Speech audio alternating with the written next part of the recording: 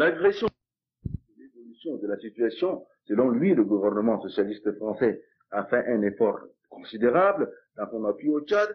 Le général a parlé également des négociations, des prises de position, des tentatives diplomatiques qui, selon lui, ne doivent pas oublier les principes inaliénables de souveraineté, d'intégrité territoriale et d'indépendance du Tchad.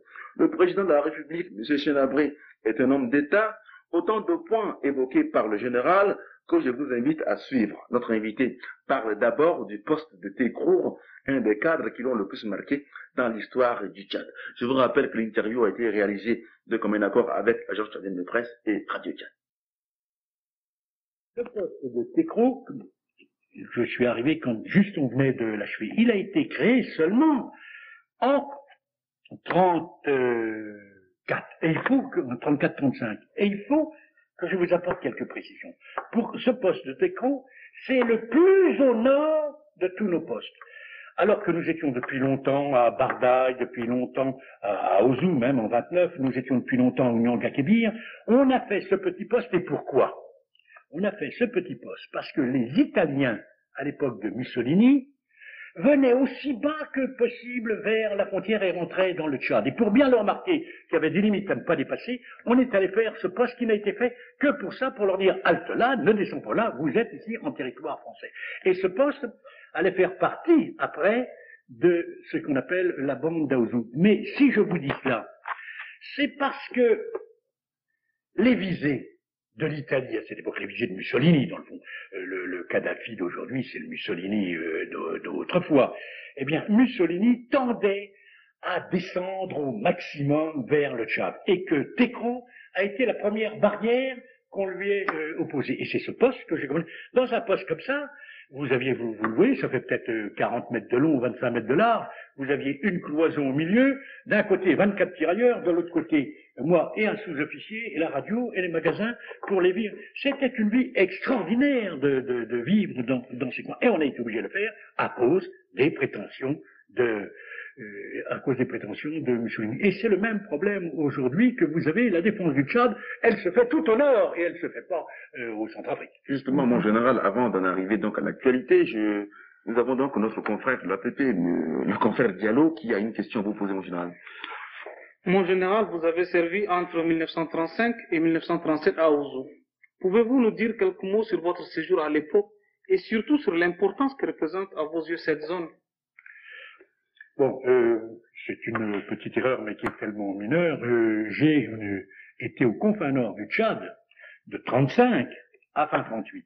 Et en 35, j'ai débuté par ce fameux poste que je viens de vous faire voir, ce poste de Tekrour et Ounyanga, où je suis resté pendant 6 mois. Puis je suis venu pendant 1 an à Faya-Largeau. Là, je vous ai fait voir des photos de Faya-Largeau où vous voyez le commandant Darnano, qui était mon patron, qui a été tué devant Mourzouk et qui passait une revue. À Faya, j'y suis resté 6-7 mois. Et je me suis venu à Ouzou, Bardaï, prendre ce commandement pendant l'année 37 et l'année 38. Bon. Ouzou est un poste que nous avions fait, c'était le poste le plus récent. Nous étions à Ouzou seulement depuis 1929, alors que nous étions avant 14, nous étions déjà à Bardaï. À Ouzou-Bardaï, c'est 150 kilomètres dans ce paysage que je vous ai fait voir, avec des sentiers de chèvres, et pour lesquels j'ai fait, vous me demandez ce que j'ai fait, eh bien j'ai d'abord fait une route, plutôt une piste améliorée, entre Ouzou et Bardaï, et qui permettait alors de joindre ces deux postes, non pas en mettant 3-4 jours, mais en mettant tout simplement un peu plus qu'une bonne journée, en allant vite, en ralliant ces choses. Ce qu'un officier faisait, c'était il remplissait les fonctions administratives. Il avait une petite garnison, une vingtaine d'hommes à Ouzou, une vingtaine d'hommes à Bardaï. Il avait des infirmiers pour soigner, car alors là, le rôle qu'avaient ces postes, avaient les militaires, c'était de soigner tous les gens de la région, ou pas de les soigner avec des ordonnances comme aujourd'hui, avec des produits, des médicaments qui coûtaient un prix fou. Il y avait 4 ou 5 médicaments de base pour les yeux, l'argirol, pour les stovarsol, pour les intestins, des gouttes d'argirol pour les yeux, et les gens avaient pris alors l'habitude de venir et devenir très nombreux dans ces postes, car on leur apportait des soulagements énormes. Alors, le premier, un des travaux, je vous ai parlé des routes, je vous ai parlé du rôle de la médecine, et le rôle de l'administration, c'était très léger.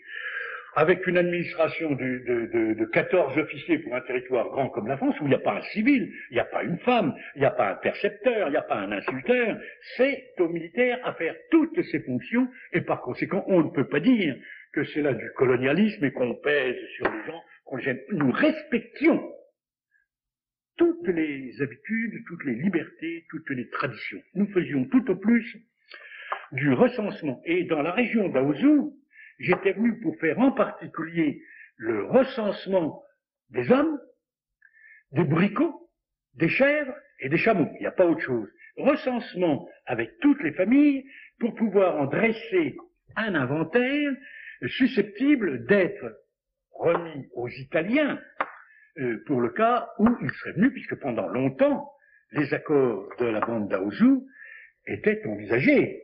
Il y avait une signature avec, mais ils ne devenaient pas du tout définitifs, et ils l'ont jamais été, car il fallait que ces accords soient ratifiés des deux côtés, ils n'ont jamais été ratifiés. Mais il y avait là une préparation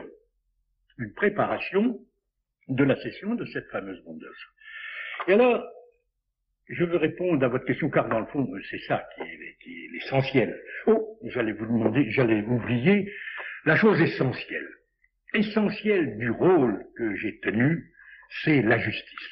Vous savez que les Toubous sont répartis dans des petites vallées, comme dans tout pays montagneux, que chaque vallée c'est un clan, que à l'époque de la récolte des dattes, avec le mérissé, avec l'alcool, il y a plus ou moins de bagarres, de risques, d'énervements, et vous aviez dans ces régions, il y a toujours eu le coup de couteau, non pas de poignard, le coup de couteau, car c'est un couteau pour faire des entailles, et non pas pour piquer et transpercer, il y a toujours eu beaucoup de jeux de couteaux. Et vous aviez avec bien souvent des morts, et vous aviez dans cette région des quantités de meurtres qui n'avaient jamais été réglées, qui n'avaient jamais été jugées. Et pourquoi?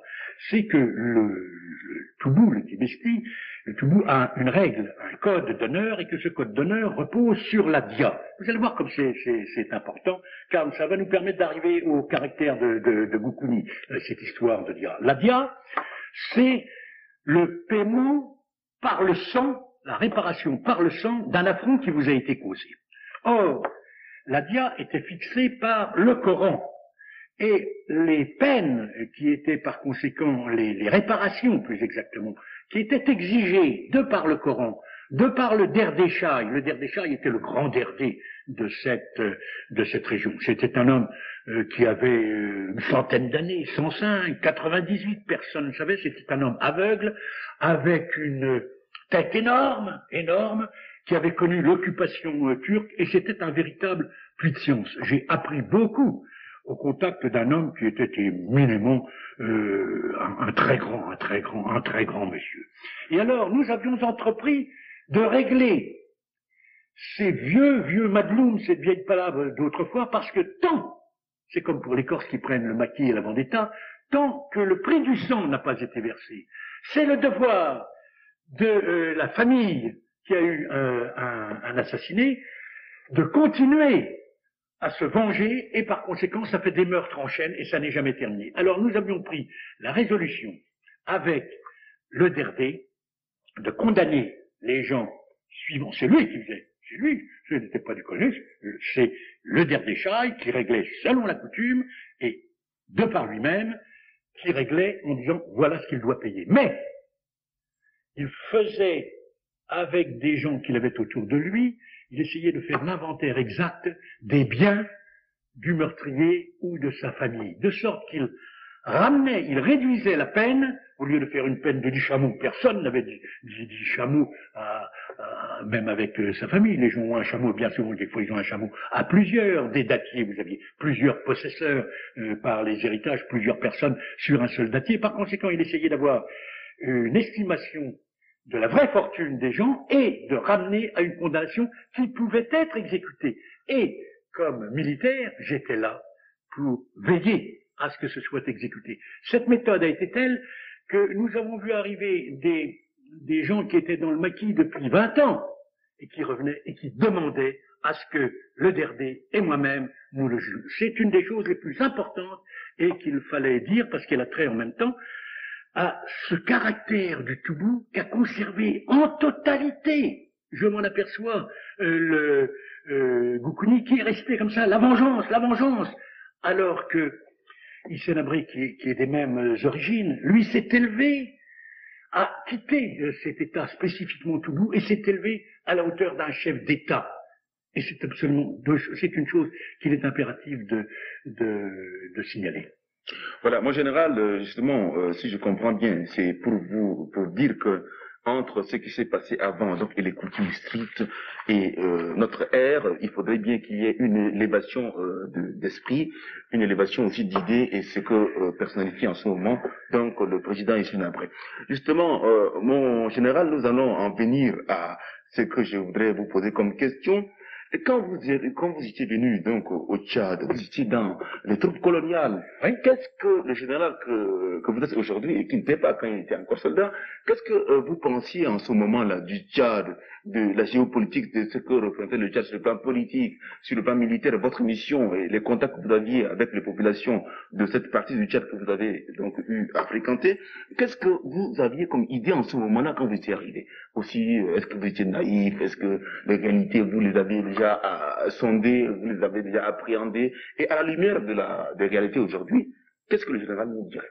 Vous venez de poser une question qui est extraordinaire, qui est extrêmement importante.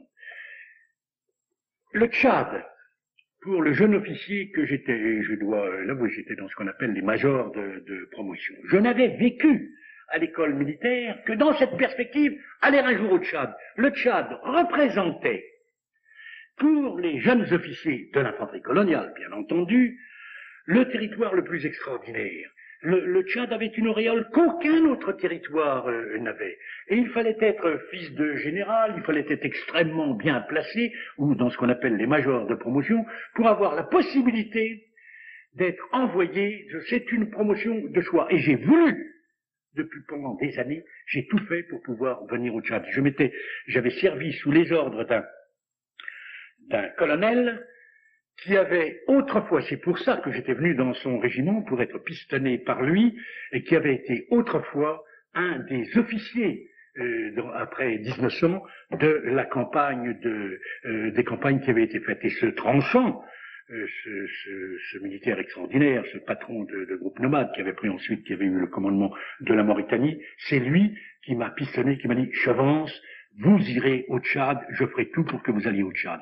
Et quand je suis venu au Tchad, arrivant ici à Fort-Lamy, à cette époque-là, eh bien, il avait écrit, et ce qui a permis au colonel Falvy, qui commandait tout cet ensemble, qui était le gouverneur, qui avait les fonctions administratives et les fonctions militaires, de m'envoyer aux confins nord, et précisément avec cette mission relative à la bande d'Aouzou. Ce qui correspondait exactement à ce que je voulais, à ce que je souhaitais, vivre au désert, qui était réellement pour les officiers le grand objectif, la place de choix, la meilleure place qu'on puisse avoir. Le Tchad, c'était pas quelque chose. Tous les camarades d'ailleurs, qu'on appelait de la coloniale, avaient cette même vocation. Ce sont des gens qui venaient ici, non pas comme les coopérants, parce qu'ils vont gagner 3 francs 6 sous de plus, mais des gens qui venaient pour servir, pour être en contact avec des difficultés, qui savaient très bien qu'ils n'auraient jamais une goutte de vin, un beefsteak, ni rien du tout, et qui vivaient avec l'eau de la peau de bouc, avec des dattes, avec tous les jours le même morceau de viande, à savoir du canamaï, c'est-à-dire de la chèvre, et qui trouvait ça quelque chose d'extraordinaire, d'être là pendant 15 jours, dans la nuit, avec toutes ces étoiles au-dessus de la terre, dans le ciel au-dessus de la tête, et être couché dans une fosse en sable qu'on fait avec le coupe-coupe, et on est là à se blottir là-dedans, en mettant le faro, les 7 chèvres, les peaux de 7 chèvres que vous avez. C'est une vie extraordinaire. Je pourrais en parler pendant des heures. C'est cette vie. Et cette vie, elle se faisait seule. Au milieu des gens du Nord. Je n'ai vécu qu'avec des populations. Parmi les populations, je n'ai jamais eu une conversation avec qui que ce soit. Vous êtes pendant des heures, pendant des journées entières, vous êtes seul. Seul avec votre chameau, seul avec votre ordonnance, seul avec votre guide, et seul à penser. Ça vous donne une dimension extraordinaire, et on ne peut pas parler longtemps là-dessus, mais je suis content que vous me l'ayez posé la question. Les gens qui venaient ici venaient avec quelque chose dans le ventre. Alors, mon général... Et il en sortait de l'amour pour le pays dans lequel ils venaient. Et d'ailleurs, tous les gens qui ont servi au Tchad, j'en ai encore vu là pendant les quelques jours où j'étais en France, je rencontre quelqu'un dans une cure, et il me dit, j'étais là, je dis, et vous avez été au Tchad, et quel est le pays qui vous a plu? Le Tchad! Tous ceux qui viennent au Tchad repartent gonflés, le Tchad vous donne quelque chose qu'aucun autre territoire même. Vous avez des territoires comme la Haute-Volta, qui vous apportent quand même beaucoup, mais tous ceux qui ont eu le bonheur et l'honneur de servir au Tchad sont marqués par le Tchad. J'ai été marqué par le Tchad. Alors, mon général, le Tchad que vous avez vu avant et le Tchad aujourd'hui, qu'est-ce que vous auriez souhaité, compte tenu de cette vie que vous avez connue au Tchad, compte tenu de l'histoire? Est-ce que vous avez seulement eu le pressentiment qu'il y avait déjà quelque chose qui se dessinait et qui allait être aussi dramatique aujourd'hui? Ah, ça, je vous dis que non. Quand j'ai quitté le Tchad, ses confins nord à la fin 38, quand Massu est arrivé, lui, pour prendre le commandement, donc en fin 38, j'étais dans un pays en paix. Je n'ai pas pu, mes prédécesseurs avaient encore récolté quelques pétoires, quelques fusils, je n'ai pas pu récolter une seule arme. Les derniers, on les appelait les bandits de Modra, des gorges de Modra. Les bandits de Modra, ça n'existait plus, j'ai été chez eux, et j'ai passé 15 jours par mois, donc seul à la Belle Étoile, sans jamais avoir un pistolet. Avec une cartouche, jamais, j'avais un mousqueton pour tuer des gazelles, mais c'était la paix la plus totale, la paix absolue, sans avoir le moindre souci de la sécurité. Je n'ai jamais eu à punir, il y avait une prison, elle avait la porte ouverte, il n'y a jamais eu personne dans aucune des prisons, des postes dans lesquels c'était la paix. Là où j'ai commencé à avoir des craintes, les craintes, je les ai eues au moment de l'indépendance en 60. Parce que j'ai eu le sentiment qu'il n'y avait pas autour du général de Gaulle de gens connaissant suffisamment ce pays, car le pays, je l'avais bien senti, il y avait un pays nord, différent par la nature, et différent aussi par la nature, par les hommes, par les nomades noirs qui l'habitaient, et différent aussi parce qu'on lui avait collé une administration très différente de l'administration du Sud, une administration extrêmement légère. Le jour en 60, avec l'indépendance, on a raccordé les deux Tchads, et on a ouvert les vannes, si on peut dire, eh bien, il est évident qu'il aurait fallu prendre des précautions, comme un plongeur qui remonte du fond de l'eau, remonte par paliers. On ne remonte pas directement à la surface. C'est à partir de ce moment-là, si vous voulez, que j'ai senti le danger, et ça a été le début d'un incendie, et mal conduit, on en est arrivé par étapes à la situation dans laquelle on se trouve aujourd'hui. Et j'ai de la peine, je souffre, car, bien sûr, j'ai été un homme du Nord, mais dans le Nord, les garnisons que je commandais, les hommes que je commandais, étaient des hommes du Sud. C'était des Saramajingai, des Sarambai, des Banana, des Adjarai, et c'est eux avec lesquels j'étais dans le Nord, mais je commandais des troupes du Sud. Et par conséquent, il en est sorti des sentiments, un attachement total à l'égard de tous, et non pas des uns plus qu'aux autres, etc. Oui, mon général, donc, en ce moment-là, il y avait quand même, donc, des personnes de divers coins qui étaient là et qui composaient, donc, le monde que vous avez connu. Et justement, je crois que mon ami de l'ATP, d'ailleurs, je suis de presse, je voudrais bien vous poser une question. C'est pour vous amener à nous dire que, si, à partir du moment où vous avez connu le Tchad comme ça, et compte tenu des réalités aujourd'hui, il y a donc une réalité imposée. Donc les Tchadiens, quand même, vivaient ensemble, bien qu'ils étaient de divers points. Aujourd'hui, nous sommes arrivés à une période qu'on pourrait qualifier de gaddafienne. Donc c'est une histoire imposée aux Tchadiens par un pays, la Libye, Et je vois donc sur la note de mon ami de l'APP, Mussolini Gaddafi, est-ce que vous voudrez bien préciser la question? Mon général, vous venez de nous dire que Gaddafi aujourd'hui c'était le Mussolini d'antan. Ouais. Est-ce que vous pouvez nous dire que représente pour vous le président Hissène en ce moment aujourd'hui, dans la situation actuelle du Tchad? C'est clair, et je le dis depuis toujours, et je le dis partout. Je ne vais pas faire là une espèce de propagande particulière. C'est le fond de ma pensée. Le président Hissène est l'homme qu'il faudra inventer s'il n'existait pas. C'est le seul homme, car j'ai connu la plupart des responsables d'ici, Goukouni, Tombalbag, Maloum, mais aucun n'a ce sens de l'État. Aucun n'a cette volonté nationaliste, farouche. Aucun n'a ce sens patriotique pour tout le Tchad. Aucun, et de loin, et je dirais même dans une grosse partie de l'Afrique, aucun n'a cette intégrité absolue. Hissène Habré ne risque pas d'avoir un compte en banque en Suisse. Bon, on ne vient pas chez Hissène Habré pour sabler le whisky, le champagne ou avoir des filles. Or, il y a dans beaucoup d'endroits des hommes d'État qui sont... Mais, je pense, il a un sens administratif qui est certain, il a une formation. La formation, il l'a eu en France, il l'a acquise, il l'a bien assimilée. Ce n'est pas un homme qui est resté dans le caillou et qui est soumis à quelques foucades de tempérament qui règlent les choses suivant des impulsions du moment. Mais il a, pour moi, une qualité qui est plus forte encore que toutes les autres, et j'ai pu le vérifier, c'est l'esprit de tolérance. L'appel constant à la réconciliation.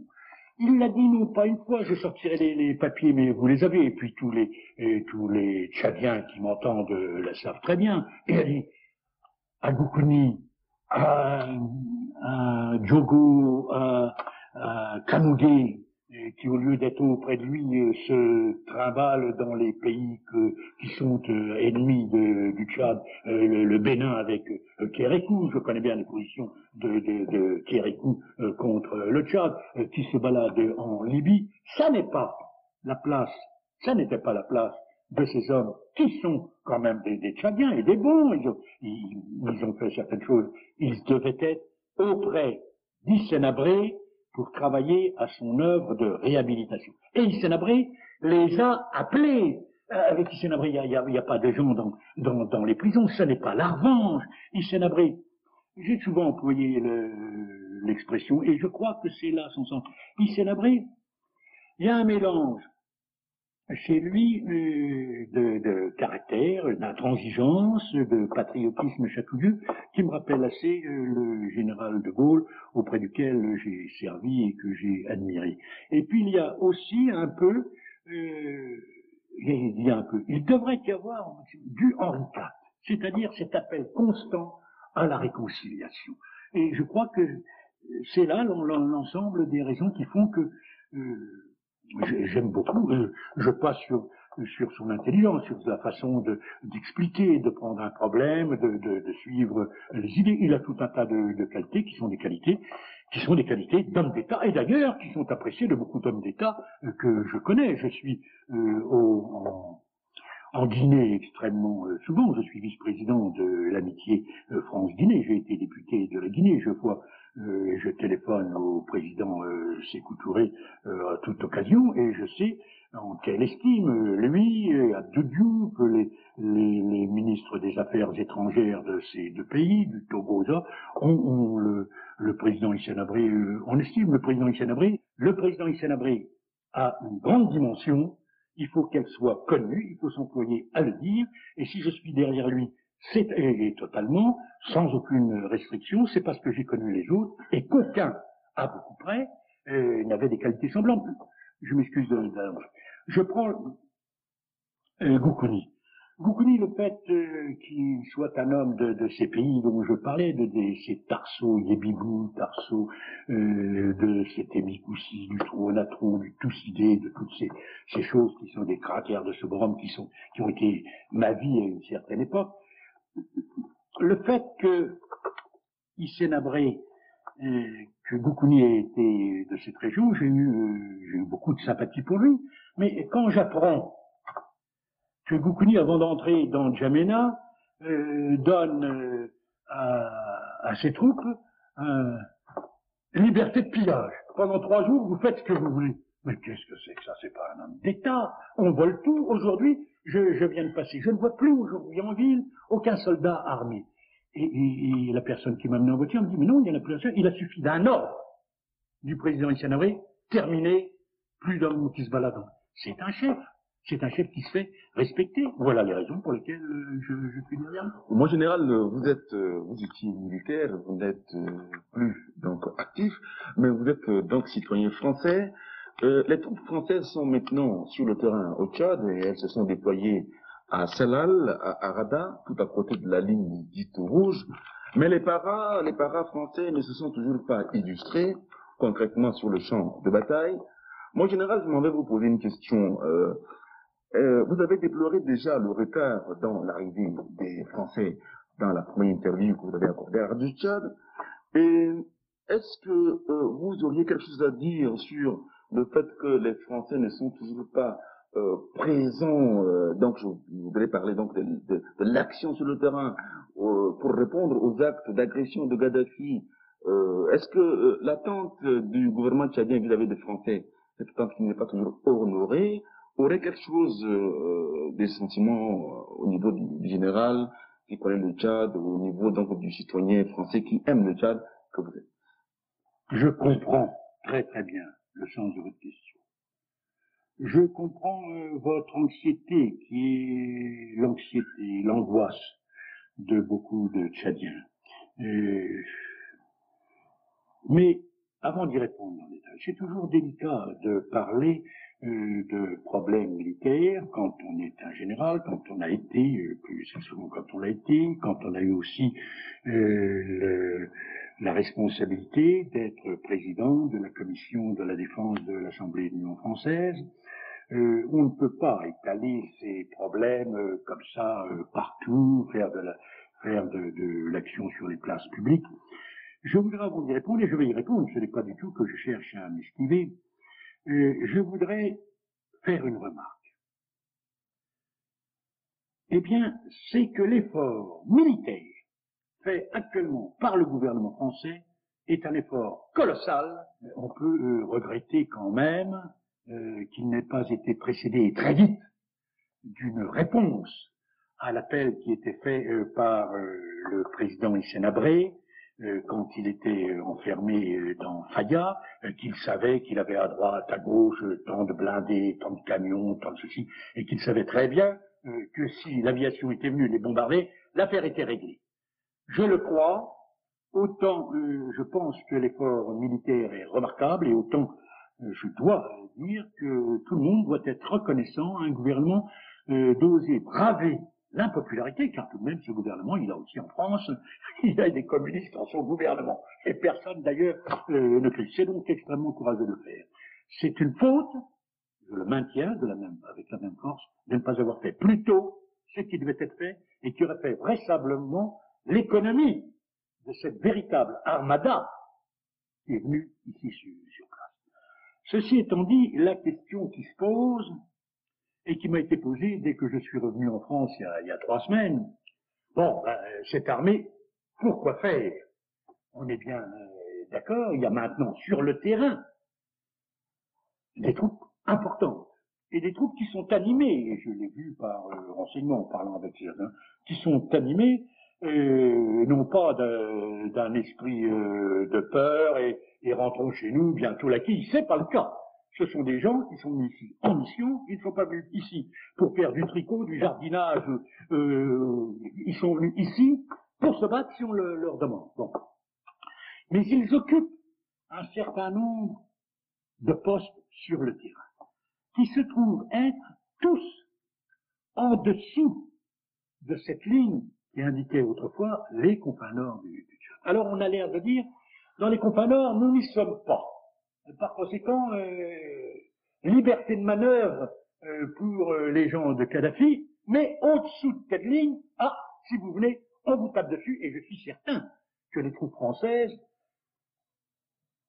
taperait dessus, je suis certain qu'il y a entre le commandement local, entre le commandement plus élevé, entre le ministre et RNU, une solidarité totale et que ça serait fait. Mais tout de même, alors, en raisonnant cette fois-ci en homme politique, je suis bien obligé de voir cette implantation.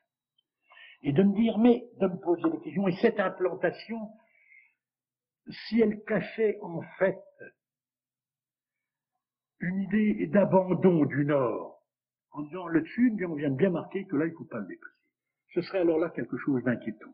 Je ne veux pas faire l'injure au gouvernement de penser que c'est sa position. Mais le fait d'avoir des troupes qui sont des troupes statiques, qui attendent un peu la bouche ouverte, qui par conséquent sont des troupes qui peuvent s'enliser. Il n'y a rien de plus désagréable que l'inactivité pour une troupe qui est une troupe de combat. Je regrette que par exemple on ait continué d'accumuler tous ces gens avec des brassards d'instructeurs. Ce sont des guerriers, ce sont des combattants, des vrais. Il n'y a qu'à les voir d'ailleurs pour sentir que ce ne sont pas des plaisantins. Je ne pense pas que ce soit utile pour camoufler avec un manteau couleur de muraille ce qu'on veut faire. Il y a qu'à les appeler des troupes, et des troupes qui sont faites pour se battre. Et puis, ces derniers temps, eh bien, la diplomatie a pris le pas. Donc, il y a eu également le départ de Mauroy à Alger. Il y a eu des déclarations d'hommes politiques français.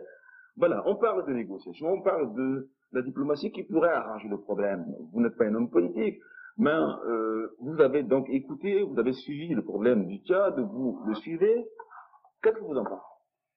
Vous savez, vous me dites que je ne suis pas un homme politique. Quand on a été militaire, on le reste. Bon, j'ai beau avoir décroché de l'armée il y a un nombre considérable d'armées de temps, je suis resté militaire.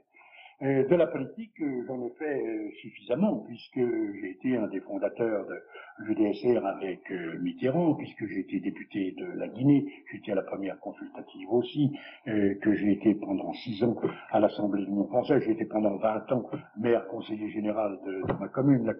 Quand on a fait de la politique, on peut s'en détacher comme je l'ai fait parce qu'on n'admet pas certaines emprises de parti, certaines choses qu'on trouve regrettables, mais homme politique, quand on l'a été, on le demeure pour juger un certain nombre de choses. Eh bien, c'est en homme politique et en militaire que je voudrais répondre à votre question, car elle est la question du jour. Je comprends très bien l'enchaînement de vos questions. Vous m'avez dit, les militaires sont là, qu'est-ce que vous en pensez?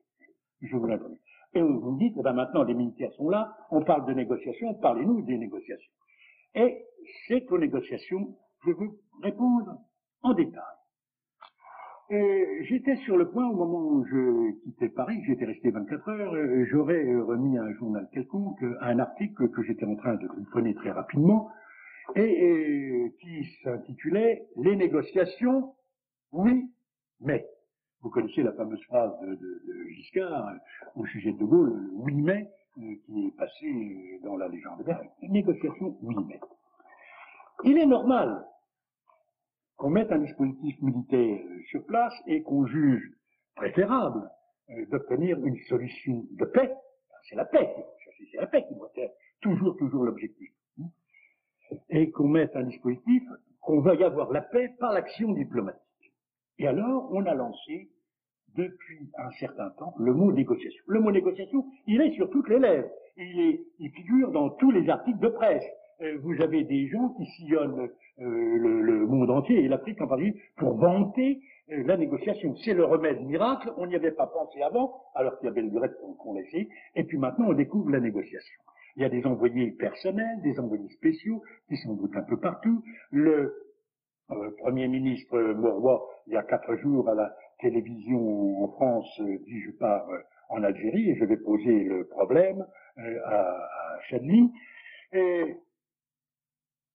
La négociation, elle commence d'abord par des sondages. Il faut sonder les uns et les autres. C'est une chose, ce sont là des choses normales. Et c'est le rôle de la France, elle a le droit compte tenu de l'effort qu'elle fait, de se renseigner, de voir comment elle pourrait être utile. Dans tout ce domaine, je ne suis pas contre. Je déplore un peu tout de même qu'il y a un peu trop de diplomatie sur la place publique. Je pense que les négociations, ça requiert peut-être plus de discrétion. Mais alors se pose un certain nombre de problèmes. Négocier, ça veut dire entre qui?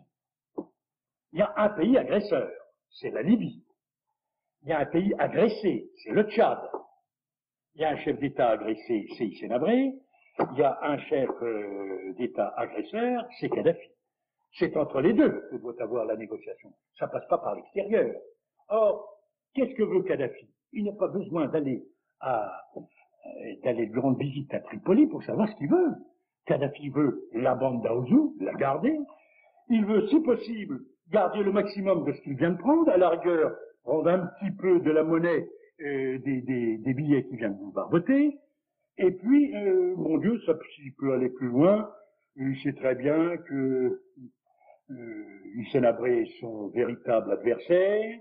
Il sait très bien qu'il y a toujours des gens qui sont contre les fortes personnalités, car ils les gênent. Alors, on peut très bien dire, bon, cet Hissène Habré, vous pourriez peut-être vous séparer. Moi, j'ai des hommes à vous donner, j'en ai plein qui sont chez moi, je vais vous en sortir, des troisième hommes providentiels. Alors, il ne faudrait pas que la négociation ait pour but, et pas pour but, ne pas avoir pour but, mais qu'elle ait en fait pour conséquence une reconnaissance de l'abandon du Tchad, de la bande d'Aouzou, d'un abandon plus large, et puis aussi qu'elle se fasse sur le dos du président Hissène Habré.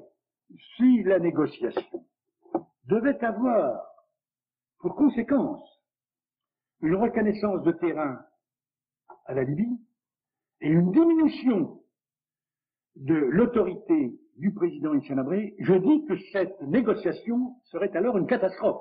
Ce serait un désastre pour le Tchad, ce serait un désastre pour l'Afrique, ce serait un désastre pour le monde. Bon. Et je veux croire, je l'espère, que la négociation n'ira pas du tout dans ce sens-là. Mais il y a dans la négociation, telle que je la sens un peu, telle que les médias, telle que les déclarations des uns et des autres pourraient le laisser supposer, il y a quelque chose qui me paraît grave. Et je m'en explique. Vous savez, on disait autrefois que M. Jourdain faisait de la prose sans le savoir. Eh bien, je pense qu'il ne faudrait pas que la France imite M. Jourdain en faisant du colonialisme sans le vouloir et sans le savoir. Parce qu'en fait, l'État du Tchad, il existe. C'est un État souverain, un État majeur, ce n'est pas un État mineur. Il a à sa tête un gouvernement légitime, avec un chef d'État légitime, reconnu par tous ses pairs et reconnu par l'OUA. Bon, cet État a été agressé. Il appelle au secours pour qu'on vienne arrêter cette agression. Mais enfin, après, il est tout de même le maître chez lui.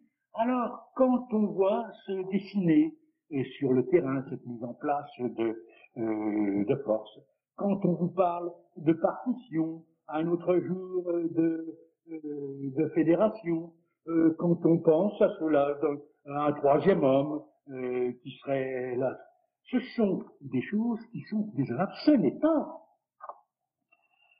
à la France, quelles que soient les responsabilités de soutien qu'elle est en train de prendre en venant ici, cela ne lui donne aucun droit pour se substituer au gouvernement légal. Nous sommes venus avec de bonnes intentions. Il ne s'agirait pas d'avoir une mauvaise application